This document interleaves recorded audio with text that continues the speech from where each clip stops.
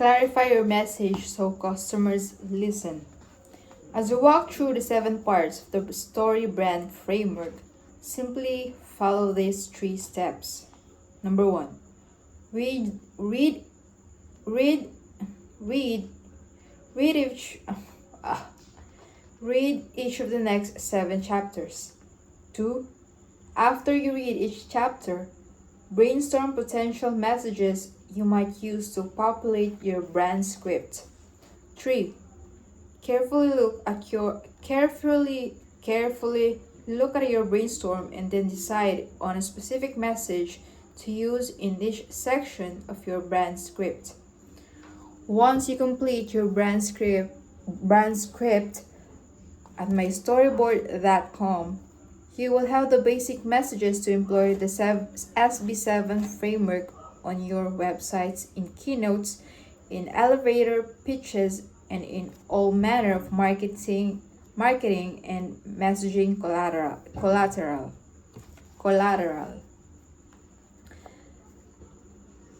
This means your messages will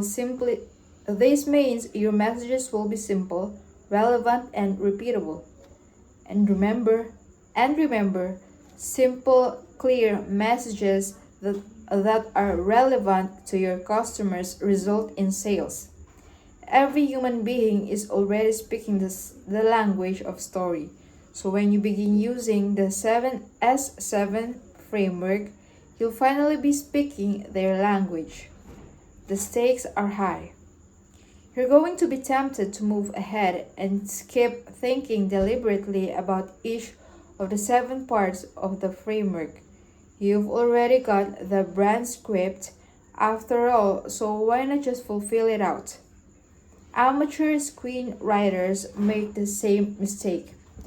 They think they know how a story works, so they start typing, and a couple of months later can figure out why their story is boring and unrelatable. I'll tell you why.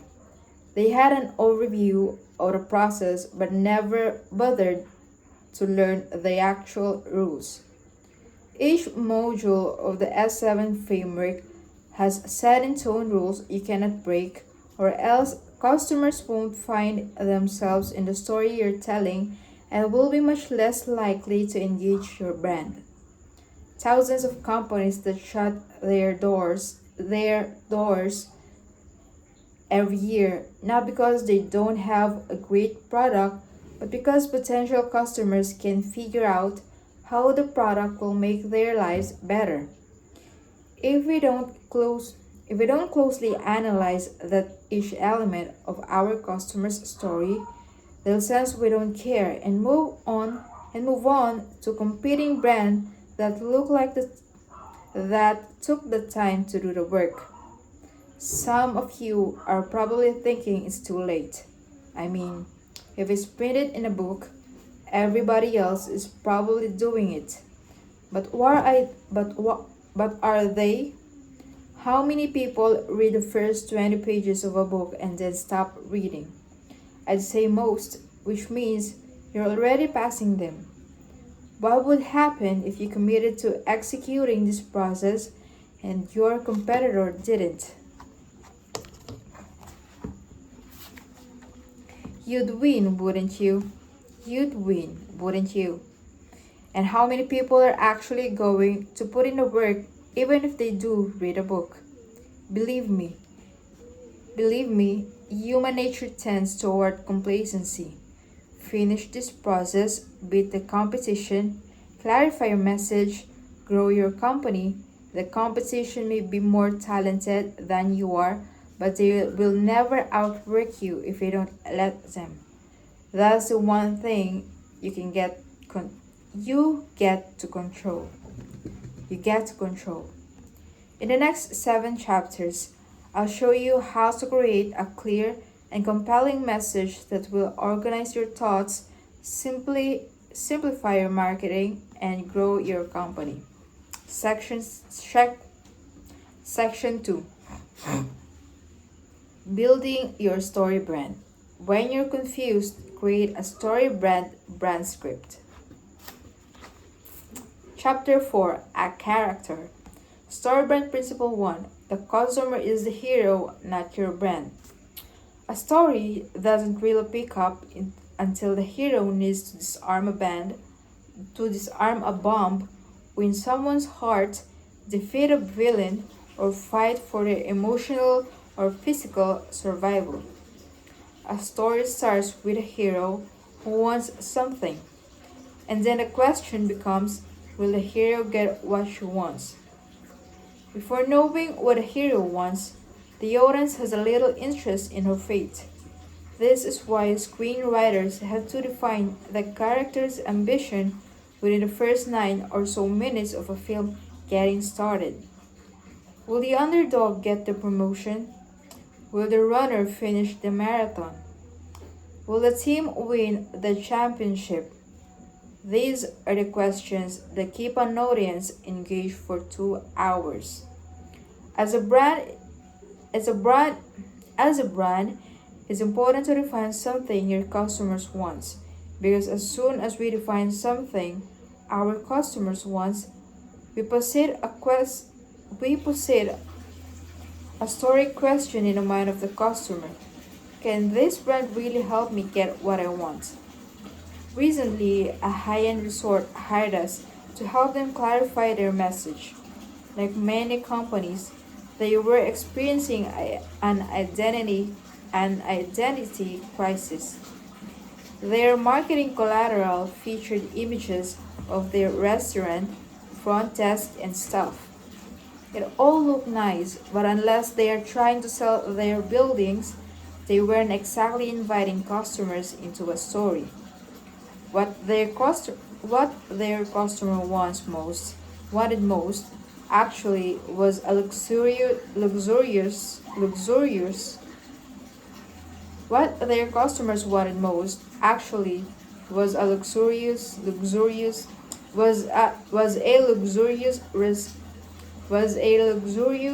restful experience. After story branding their resort, they changed the text on their website from long stories about themselves, which positioned them as the hero, to images of a warm bath, flushing towels and robes, someone getting a massage in the spa, and a looping clip of a back porch rocking chair against the backdrop of trees blowing to the wind along a golf course.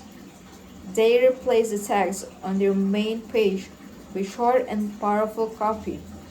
Find the luxury and rest you've been looking for. Find the luxury in the rest you've been looking for. That became the mantra for the entire staff. This phrase was posted on their office walls, and to this day, you can stop any team member from the sauce chef to the groundskeeper, and they will tell you their customers are looking for 2 things.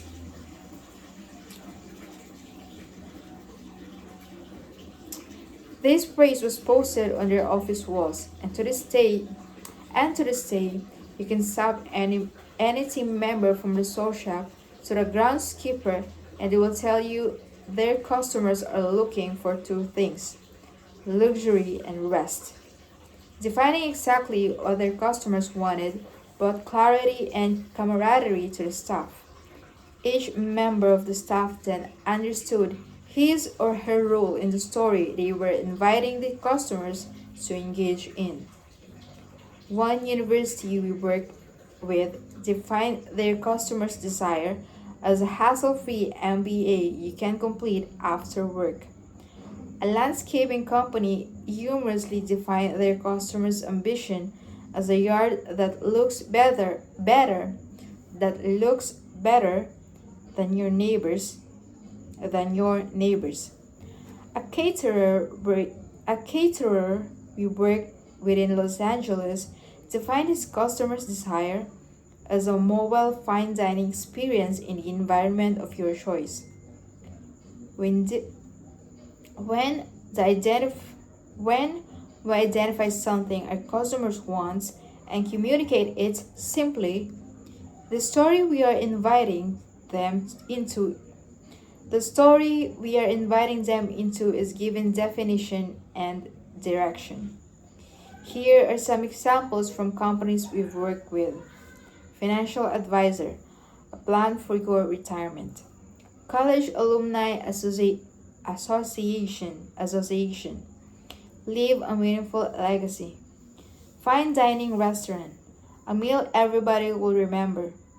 Real estate agent, the home you've dreamed about. Bookstore, a story to get lost in. Breakfast bars, a healthy start to your day. When you define something your customers want, the customer is invited to their story in your direction. If they see your brand as a trustworthy and reliable guide, they will likely engage. Open a story gap. The story terms, identifying a potential desire for your customers, opens what's sometimes called a story gap. The idea is that you place a gap between a character, character, character, and what they want. Moviegoers pay attention when there's a story gap because they wonder if and how the gap is going to be closed. Jason Bourne is a spy who has amnesia, and we wonder if he'll find anyone to help him. When he meets a young woman named Mary, that gap closes, only for another to open. Bourne and Mary have to flee the country. When they escape, that gap closes for yet another one to open. The cycle goes on, maintaining a taut grip on the audience's attention up until the finale. To understand the power of a story gap is to understand what compels a human brain toward a desire. Even classical music follows this formula. Many classical sonatas can be broken into three sections: exposition, development, and recapitulation. The final section, recapitulation, is simply an altered version of the exposition that brings a sense of resolve. If that doesn't make sense, try singing Twinkle Twinkle Little Star without singing the final note on the word R. It will bother you to no end. We also see this work in poetry. When our ears hear Lord Byron's first line, "She walks in beauty like the night," a story gap has been opened. We are waiting to hear a word that rhymes with night and closes the open gap in our minds. Once we hear of cloudless climes and starry skies, our minds find a bit of resolution until the next line, that is. The opening and closing of a story gap is a magnetic force that drives much human behavior. Arousal is the opening of a story gap, and sexual fulfillment brings its closing. Hunger is the opening story gap, and a meal ushers its closing. There is little action in life that can't be explained by the opening and closing of various story gaps. When we fail to define something our customers want, we fail to open a story gap. When we don't open a story gap in our customer's mind, they have no motivation to engage us because there is no question that demands resolution. Defining something our customers want and featuring it in our marketing materials will open a story gap. Pare down the customer's ambition to a single focus. A critical mistake many organizations make in defining something their customers want is they don't pare down that desire to a single focus. I've had countless conversations with frustrated business leaders who push back at this point and say, "Wait, We provide about 27 things our customers want. Can we mention all of them?